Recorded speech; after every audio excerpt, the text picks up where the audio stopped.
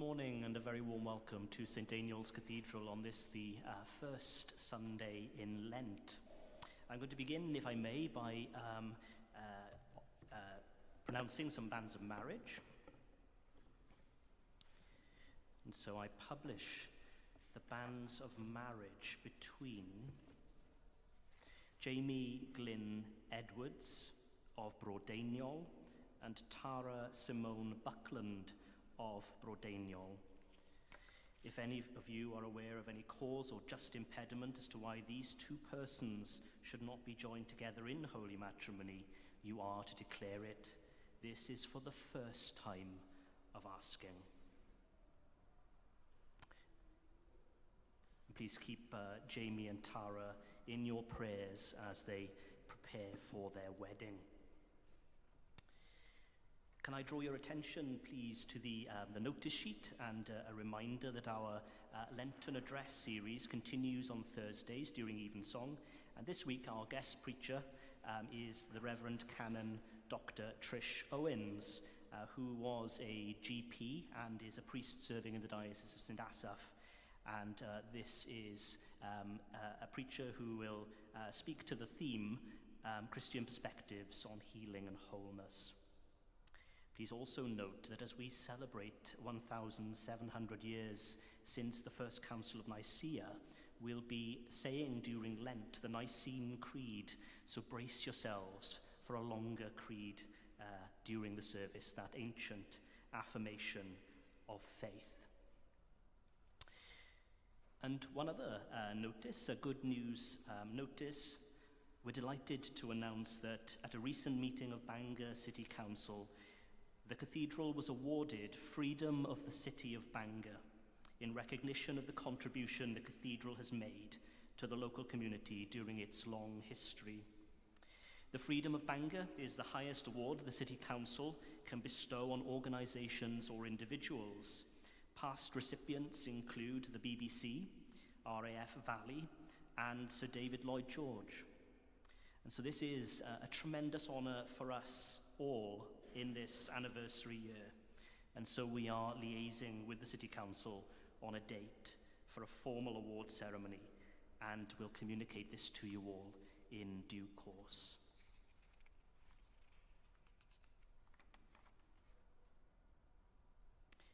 They who dwell in the shelter of the Most High abide under the shadow of the Almighty.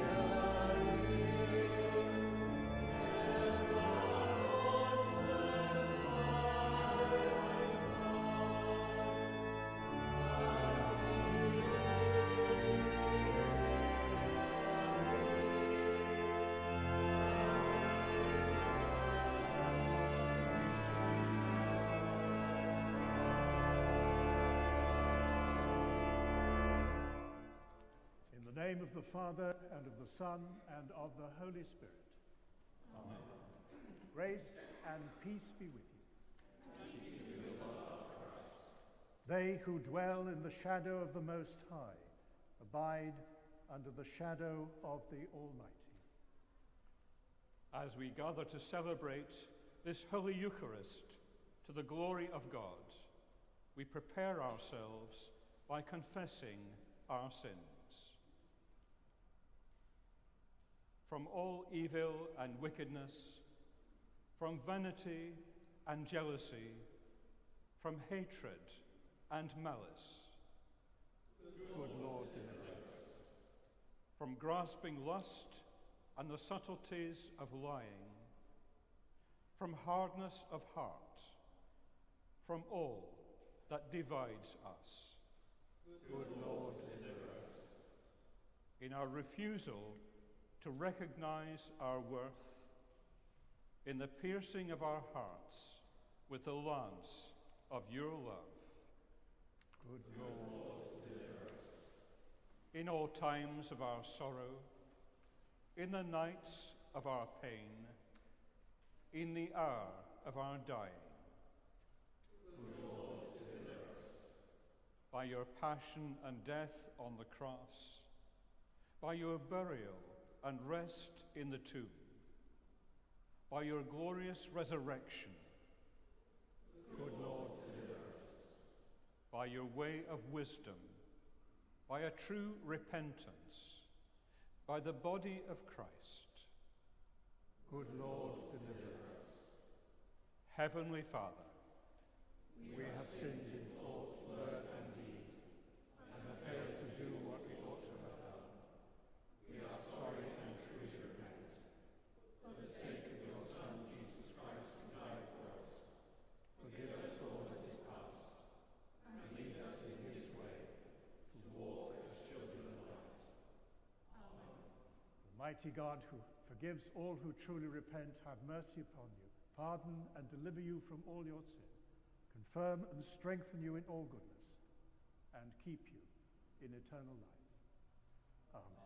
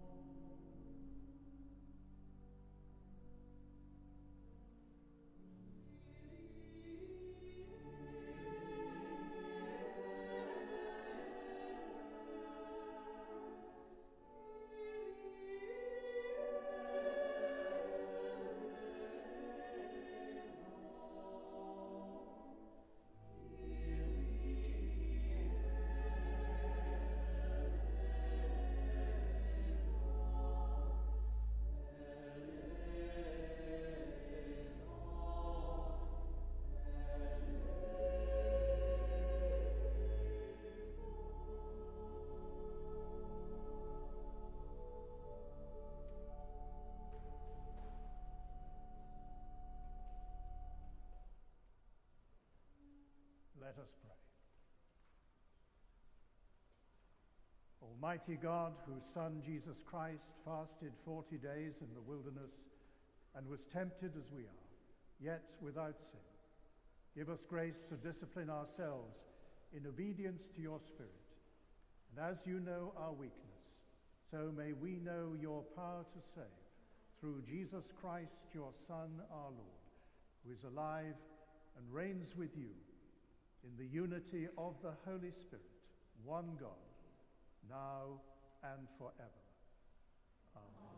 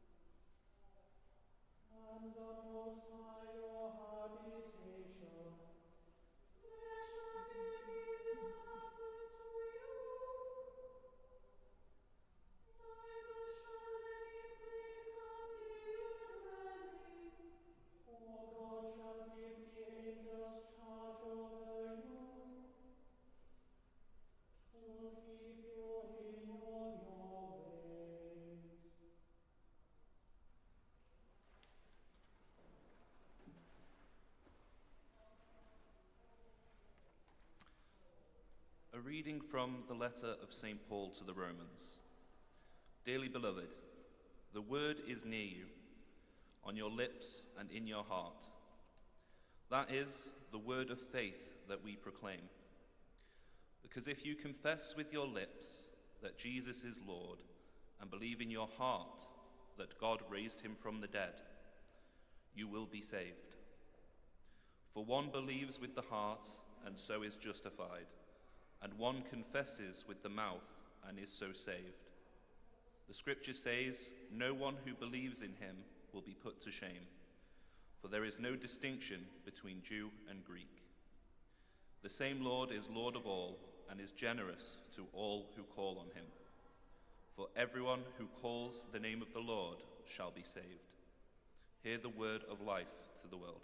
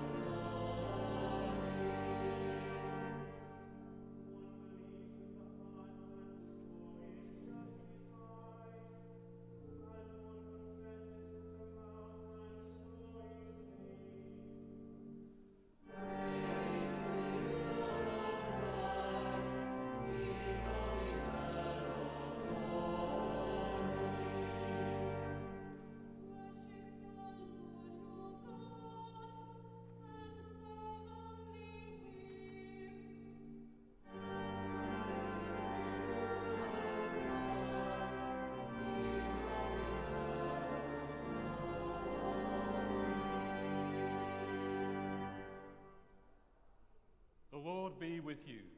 And also with you. Listen to the Gospel of Christ according to St. Luke. Glory to you, Lord. At that time, Jesus, full of the Holy Spirit, returned from the Jordan and was led by the Spirit in the wilderness, where for 40 days he was tempted by the devil. He ate nothing at all during those days, and when they were over, he was famished. The devil said to him, "If you are the Son of God, command this stone to become a loaf of bread." Jesus answered him, "It is written, one does not live by bread alone." Then the devil led him up and showed him in an instant all the kingdoms of the world.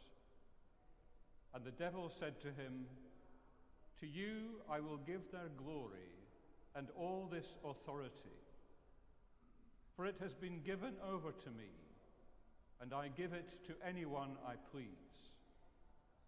If you then will worship me, it will all be yours." Jesus answered him, "It is written, worship the Lord your God and serve only him." Then the devil took him to Jerusalem and placed him on the pinnacle of the temple, saying to him, "If you are the Son of God, throw yourself down from here, for it is written, he will command his angels concerning you to protect you, and on their hands they will bear you up, so that you will not dash your foot against a stone." Jesus answered him, "It is said, do not put the Lord your God to the test." When the devil had finished every test, he departed from him until an opportune time. This is the gospel of the Lord. Praise to you, O Christ.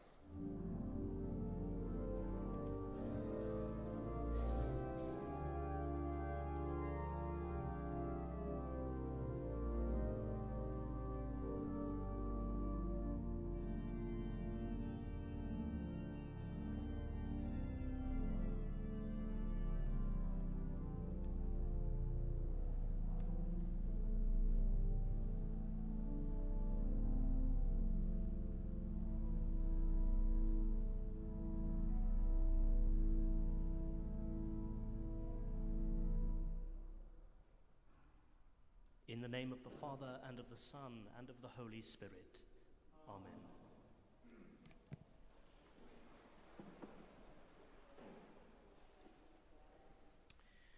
Well, friends, the Church has begun her Lenten pilgrimage, a 40-day journey of preparation for Easter, commencing on Ash Wednesday, with a particular focus on prayer, fasting, charity, study, and penitence.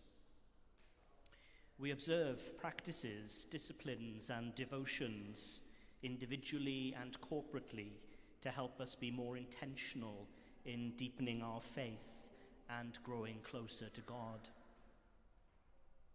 Derived from the Old English word Lenten, meaning spring season, Lent is often described as the springtime of the Church, a time of spiritual growth and for Christian nurture and development in preparation for Easter, the season of new life.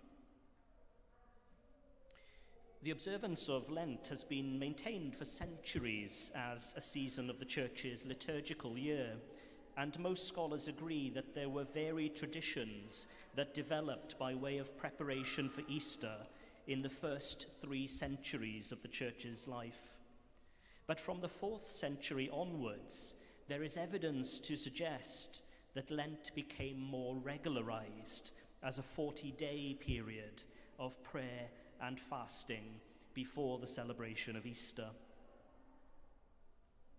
As the Gospel reading today reminds us, the character of this 40-day season is shaped by the account of Jesus' 40-day retreat to the wilderness and the disciplines he observed during that time, while at the same time resisting the temptations of the devil. One of the core themes of Lent is self-denial. As we recall these words of Jesus to his disciples, "If any want to become my followers, let them deny themselves and take up their cross and follow me. For those who want to save their life will lose it, and those who lose their life for my sake will find it." But what is it to deny oneself? I imagine there are plenty of misunderstandings out there about what this truly means. It has nothing to do with self-deprecation and putting ourselves down, and neither is it really about denying ourselves happiness and pleasure. Self-denial is a concept that is prevalent in a number of religious traditions and is more to do with letting go of those tendencies that we often have towards greed, vanity, self-centeredness, being self-absorbed and egotistical. Sometimes these things, if they are not tempered or called into check, can be both self-destructive and destructive where our relationships with others are concerned. Now, many have argued against and in defense of the practice of self-denial. Some see it as a control mechanism or a detrimental practice for a person's self-esteem and mental health. In a religious context, self-denial shouldn't be something that brings us down or makes us miserable. It is actually about finding happiness and deepening our understanding of ourselves in relation to God and others. Self-denial is a practice where we are encouraged to release ourselves from those things that often make us feel unhappy or unfulfilled. It is intended to help us see that unhealthy attachments to things like material goods, personal image, love of money, cravings for power and status can often detract from the things that really matter, where true and authentic happiness and fulfillment might be found.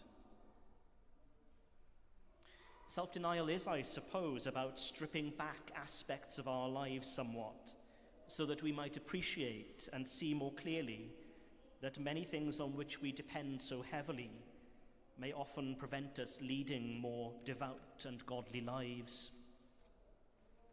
Self-denial in Christian tradition is fundamentally about putting God's will and desire before our own, and so God before self.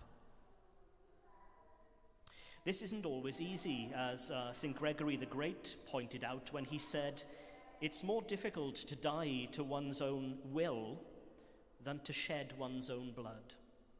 It's more difficult to die to one's own will than to shed one's own blood. Self-denial is, I think, a helpful spiritual exercise and discipline to help us discover and perhaps see more clearly the one on whom we should depend more than anything else. Lent is a season of the church year where Christian disciplines that we should maintain throughout our whole lives are concentrated in preparation for Easter.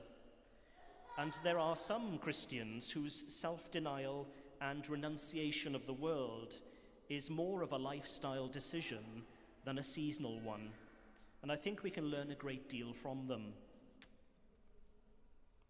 People who enter the religious life, for example, those in monastic orders who make professions of chastity, obedience, and poverty, and those who practice asceticism, adopt some of the most intense forms of self-denial and seclusion from the world.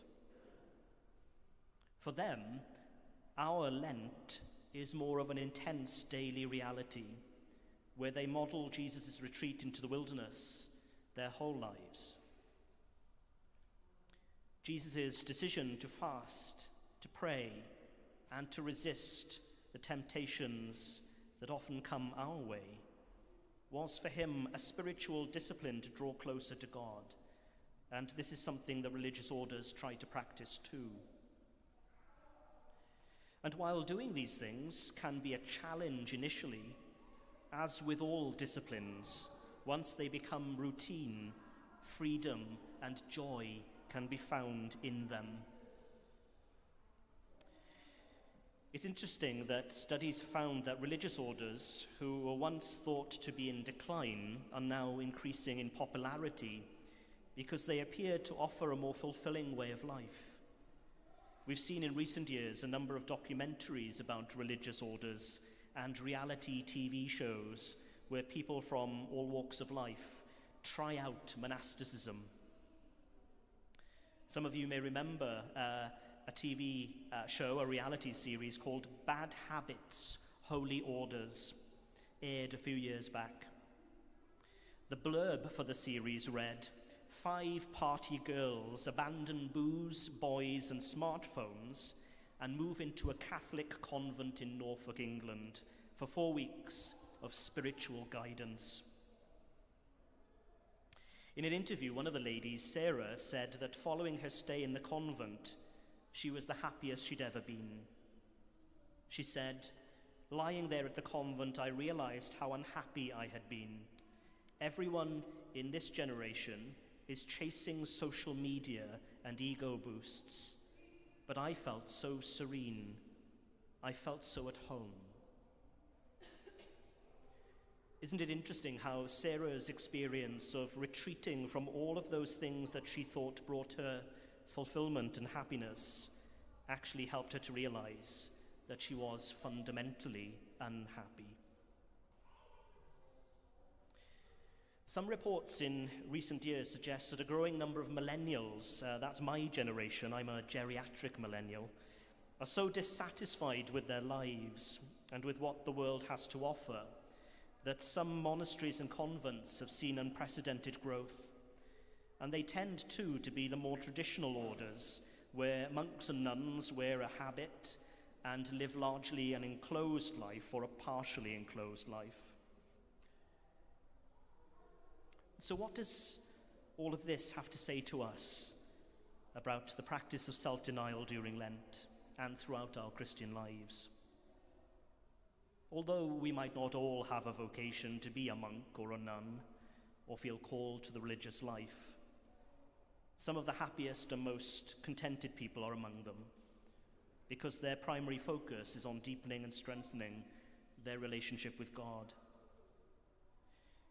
Their focus on God is not inhibited by the urge to have more, or the need to be greater, or the desire to look better in a worldly way. Rather, their focus is to have more, to be greater, and to look better in God's ways. And if we can in some way this Lent, even in some small way, make God more of a primary focus for ourselves, having reduced our attachment to something that, on reflection, doesn't make us happy and doesn't bring us fulfillment, then maybe we'll find ourselves making an important step towards finding the peace and contentment in our lives that only God can give. Jesus said, "If any want to become my followers, let them deny themselves and take up their cross and follow me."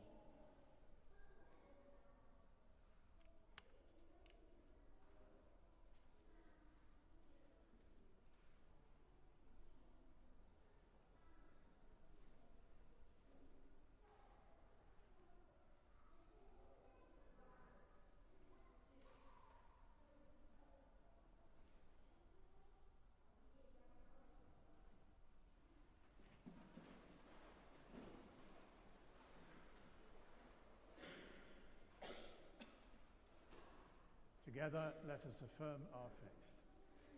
We believe in one God, the Father, the Almighty, maker of heaven and earth, of all that is seen and unseen. We believe in one Lord Jesus Christ, the only Son of God, eternally begotten of the Father, God from God, light from light, true God from true God, begotten, not made, of one being with the Father. Through him all things were uttered. For us and for our salvation, he came down from heaven. By the power of the Holy Spirit, he became incarnate of the Virgin Mary and was made man. For our sake he was crucified under Pontius Pilate. He suffered death and was buried. On the third day he rose again from the dead. He ascended into heaven and is seated at the right hand of the Father. He will come again to glory to judge the living and the dead, and his kingdom will have no end. We believe in the Holy Spirit, the Lord, the giver of life, who proceeds from the Father and the Son, who with the Father and the Son is worshipped and glorified, who has spoken through the prophets. We believe in one holy, Catholic and Apostolic Church. We acknowledge one baptism for the forgiveness of sins. We look for the resurrection of the dead and the life of the world to come. Amen. With all our heart and with all our mind, let us pray to God.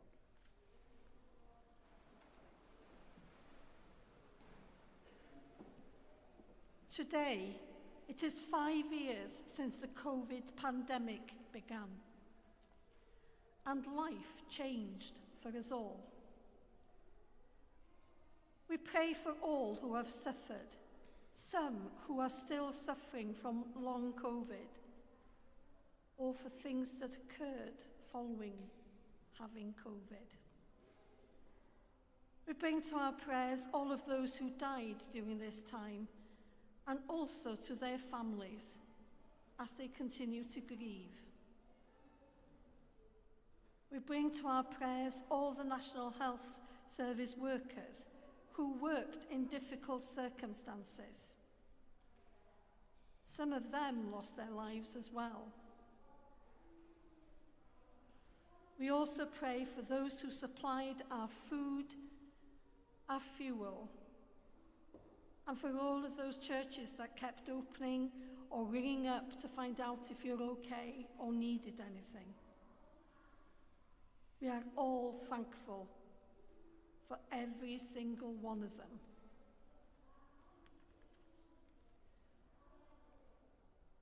Let us pray to the Father who through the Son has shown us the way of righteousness. Lord, in your mercy, hear our prayer. O God, the Creator and Preserver of all, we pray for people of every race and in every kind of need. Make your ways known on earth, your saving power among all nations. And we especially remember Ukraine, Syria, and the Middle East. Lord, in your mercy, hear our prayer. We pray for your church throughout the world. We pray for Andrew, our Archbishop and Bishop of Bangor, and David, Bishop of Bardsey and Assistant Bishop of Bangor. We pray for all who minister in our diocese. Guide and govern us by your Holy Spirit. Lord, in your mercy, hear our prayer. Heavenly Father, we pray that all Christian people may be led into the way of truth and hold the faith in unity of spirit and in the bond of peace and in righteousness of life. Lord, in your mercy, hear our prayer.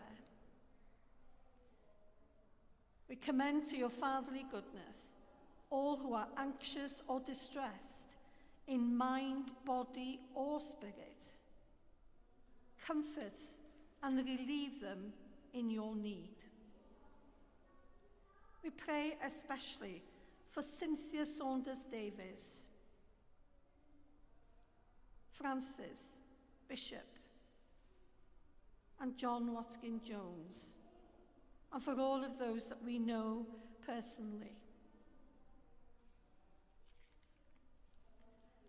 Lord, in your mercy, hear our prayer. We entrust to your gracious keeping all who have died in the faith of Christ. Grant us with them a share in your kingdom. We especially pray for those that we know personally and for their families. And for those whose ear mind falls this week, Young Parry, Erwid Edwards, priest, and David Williams. Rest eternal grant unto them, O Lord, and let light perpetual shine upon them. May they rest in peace and rise in glory. Strengthened by the example of Christ, we pray that we may be saved from all sin. Merciful Father, accept these prayers for the sake of your Son, our Saviour, Jesus Christ. Amen.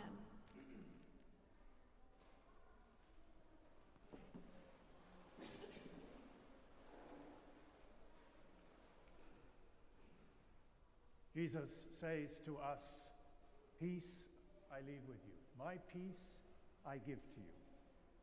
Do not let your hearts be troubled, neither let them be afraid." The peace of the Lord be always with you. And also with you.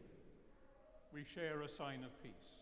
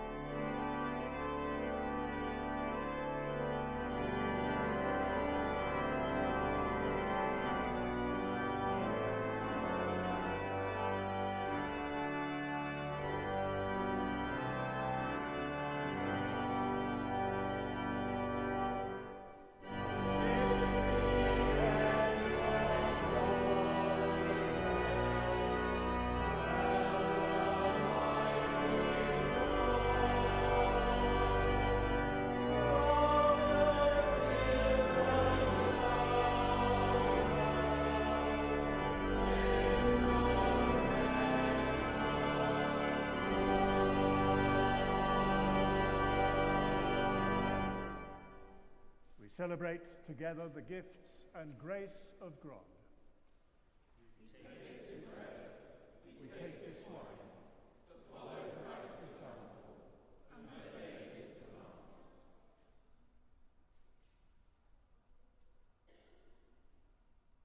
The Lord be with you. And also with you. Lift up your hearts. We lift them to the Lord. Let us give thanks to the Lord our God. It is right to give our thanks and praise. It is indeed right. It is our duty and our joy, at all times and in all places, to give you thanks, Holy Father, all-powerful and ever-living God, through Jesus Christ our Lord, who was tempted in every way, yet did not sin. By his grace we are able to triumph over every evil, and to live no longer for ourselves alone, but for him who died for us and rose again. And so with the host of angels and with all the company of heaven, we proclaim the glory of God and join in their unending hymn of praise.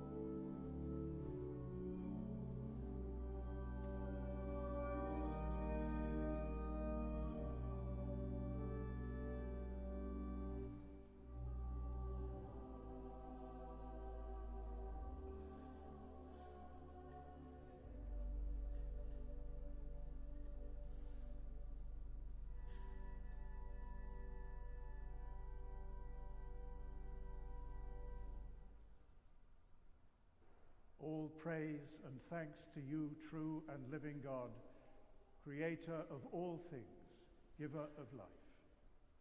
You formed us in your own image, but we have marred that image and fall short of your glory. We give you thanks that you sent your Son to share our life. You gave him up to death that the world might be saved. And you raised him from the dead, that we might live in him, and he in us. Sanctify with your Spirit this bread and wine, your gifts to us, that they may be for us the body and the blood of our Saviour Jesus Christ, who on the night that he was betrayed took bread, and when he had given thanks, he broke it and gave it to his disciples, saying, "Take, eat, this is my body which is given for you. Do this in remembrance of me."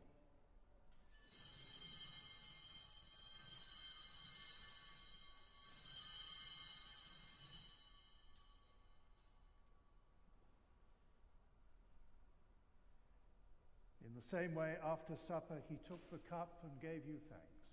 He gave it to them, saying, "Drink from this, all of you, for this is my blood of the new covenant, which is shed for you and for many, for the forgiveness of sins. Do this as often as you drink it, in remembrance of me.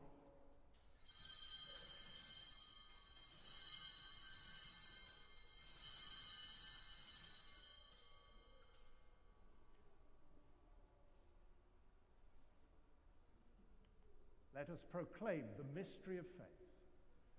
Christ has died. Christ is risen. Christ will come in glory. As he has commanded us, Father, we remember Jesus Christ, your Son, proclaiming his victorious death, rejoicing in his resurrection, and waiting for him to come in glory. We bring to you this bread, this cup. Accept our sacrifice of thanks and praise. Restore and revive your people. Renew us and all for whom we pray with your grace and heavenly blessing. And at the last, receive us with all your saints into that unending joy promised by your Son, Jesus Christ our Lord. Through him, with him, in him, in the unity of the Holy Spirit, all honor and glory be yours, Almighty Father, forever and ever. Amen.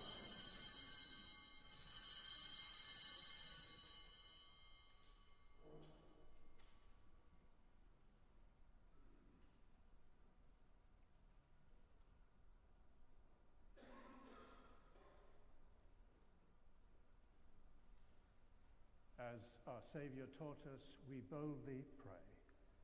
Our Father, who art in heaven, hallowed be thy name. Thy kingdom come, thy will be done, on earth as it is in heaven. Give us this day our daily bread, and forgive us our trespasses, as we forgive those who trespass against us. And lead us not into temptation, but deliver us from evil. For thine is the kingdom, the power, and the glory, forever and ever. Amen.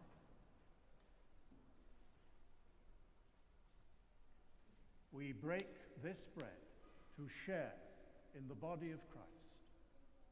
Though we are many, we are one body, for we all share in one bread.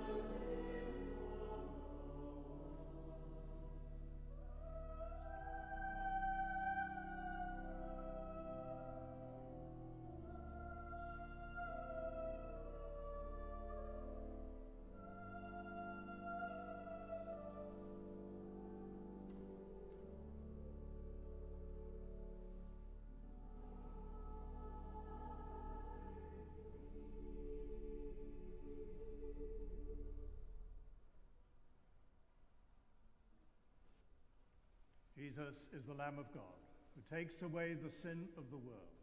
Happy are those who are called to his supper.